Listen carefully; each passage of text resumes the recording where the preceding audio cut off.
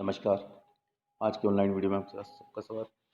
आज जिस टैक्स के बारे में अपन चर्चा करेंगे जीएसटी के बारे में है। BCom honours part third, goods and service tax, paper second.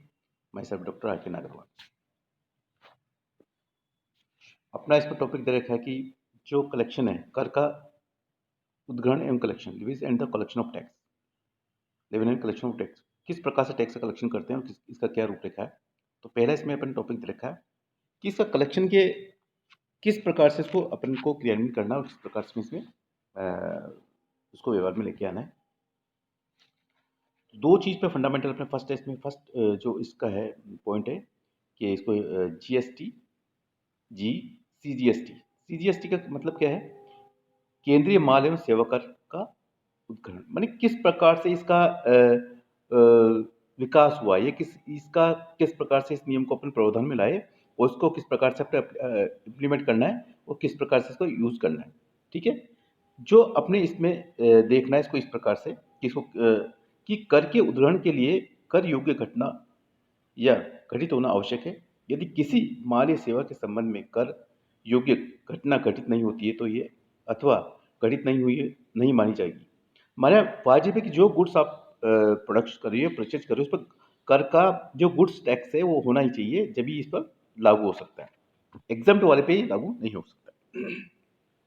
माल या सेवा कर के संबंध में जैसा कि पिछले अध्याय में बताया गया है कि कर योग्य घटना से आशय माल या सेवा का दोनों की आपूर्ति से, माल और सेवा, गुड्स एंड सर्विस, इन दोनों की सेवा की आपूर्ति से इसमें इसको लगाया जा सकता है कि अपन किस प्रकार से इसका वैल्यूएशन कर सकते हैं। देन सी मीन सेंटर, जो है अपने पास सेंटर गुड्स टैक्स के बारे में इसमें बता रहे हैं अपन को कि क्या होता है ये और इसको किस प्रकार से अपन क्रियान्वयन कर सकते हैं। केंद्रीय माल और सेवा कर। ठीक है, यदि इस अधिनियम के प्रावधान के तहत माल या सेवा की आपूर्ति हुई है अथवा मान ली गई तो कर योग्य घटना या घटित होना मान लिया जाएगा तथा ऐसी आपूर्ति के कर के आहरण के संबंध में इसको दिखाया गया है। कर से हमारा अभिप्राय यहाँ केंद्रीय माल एवं सेवा कर से है, जिसका फुल फॉर्म पहले सीजीएसटी है, सेंटर गुड्स सर्विस टैक्स है। इस कर का उद्ग्रहण किसी एक राज्य के भीतर होने वाली आपूर्ति मान इंटर स्टेट से सप्लाई, जो राज्य के भीतर होती है इंटर स्टेट सप्लाई पर अथवा एक ही संघीय कर के भीतर होने वाली आपूर्ति माने इंट्रा यूनियन ट्रेजरी से सप्लाई पर निर्धारित किया जाता है। ऐसी आपूर्ति पर केंद्रीय माल अथवा सेवा कर माने सेंटर का टैक्स के साथ कर राज्य माल सेवा कर माने स्टेट टैक्स का भी अपन को इसमें यूटिलाइज किया जा सकता है। और इसके साथ ही यूटी जीएसटी माने जो संघीय क्षेत्र माल सेवा कर का भी इस पे उपयोग किया जाता है। यदि आपूर्ति अंतरराज्यीय इंटर स्टेट सेल हो तो उस पर केवल एकीकृत माल एवं सेवा कर माना आई इंटीग्रेटेड टैक्स IGST लगाया जाता है, उस पर यह कर नहीं लगाया जाता। केंद्रीय माल अथवा सेवा कर का उद्ग्रहण अथवा संग्रहण इस अधिनियम की धारा 9 के प्रावधान के तहत किया जाता है। इस संबंध में धारा 9 में के प्रावधान को आगे हम समझा करेंगे। इस धारा 9 के प्रावधान क्या है? इसमें दे रखा अपने को सेकेंड जो टॉपिक है अपने पास कि केंद्रीय माल एवं सेवा कर का उद्ग्रहण एवं संग्रहण माने levies and the collection of central goods and service tax, section 9/1।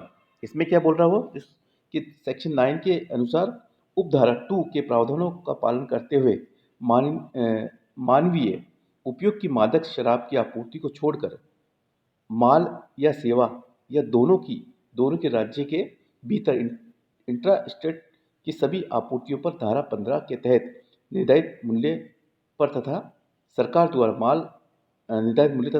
माल पर जो सेवा काउंसलिंग जीएसटी काउंसलिंग की सिफारिश पर अधिसूचना दरों पर जो 20% से अधिक नहीं होनी चाहिए। 20% से अधिक इसमें अपन को टैक्स नहीं लगाना है।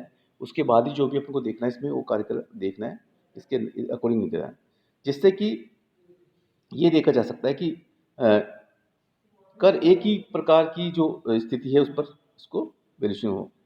कर लगाया जाए जो केंद्रीय माल एवं सेवा कर CGST कहलाएगी तथा जिसे निर्धारित विधि से संग्रहित किया जाएगा तथा जो कर योग्य व्यक्ति द्वारा संग्रहित किया जाएगा।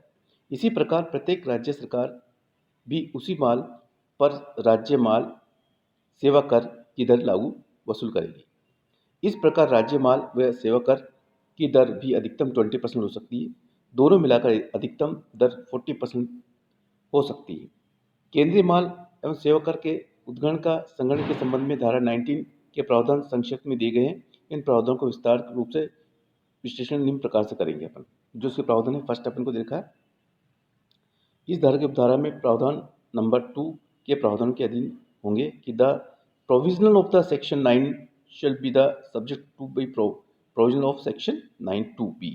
इस कथन का अर्थ यह है कि यदि उपधारा 2 में यदि कोई प्रावधान दिया गया है तो वही लागू होगा, और उपधारा 2 में पेट्रोल पदार्थों पर कर लगाने संबंधी प्रावधान दिया गया है तो वो पेट्रोल पदार्थों की उपधारा 9 में दिया जाएगा। यदि कोई प्रावधान लागू नहीं है तो वो होगा नहीं।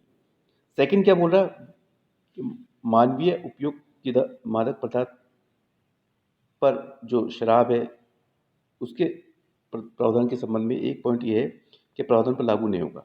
ठीक है। मानवीय उपयोग की मादक शराब पर माल व सेवा कर नहीं लगेगा। शराब पर कर लगाने का अधिकार राज्य सरकार का है। राज्य सरकार शराब पर भी कर का उत्पादन एक्साइज ड्यूटी लगा रही है, और इसका जो भी डिसीजन लेना है वो राज्य सरकार को लेना है, और उसके जो भी प्रावधान है वही का उनका राजस्व है, अधिकार है। सेकंड क्या है कि ये कर माल या सेवा या दोनों की आपूर्ति पर लगाया जाता है। चूँकि ये कर माल या सेवा की आपूर्ति पर लगाया जाएगा, अतः किसी भी वस्तु पर कर संबंधी समय नहीं लगाया जा सकता है। इसमें सेकंड इस पे पॉइंट दे रखा है कि ये कर माल या सेवा की राज्य के भीतर की आपूर्ति पर लगाया जाता है। इसके संबंध में यह है कि अपनी यदि माल या सेवा के आपूर्तिकर्ता व प्राप्तकर्ता दोनों ही एक राज्य में हों, तब ऐसी आपूर्ति को राज्य सरकार के भीतर की आपूर्ति इंटरस्टेट सप्लाई कहा जाएगा, और उस पर यह कर लगेगा। यदि आपूर्ति व प्राप्तिकर्ता दोनों अलग अलग राज्यों के हों तो ऐसी आपूर्ति पर यह कर नहीं लगेगा। उदाहरण के लिए जयपुर राजस्थान में एक व्यापारी है, वो मुंबई के महाराष्ट्र के व्यापारी से माल की आपूर्ति चुकी है, तो क्रेता और विक्रेता दो अलग अलग राज्य के व्यापारी आते, यह आपूर्ति राज्य के भीतर की आपूर्ति नहीं होगी और ये इस पर कर नहीं लगेगा।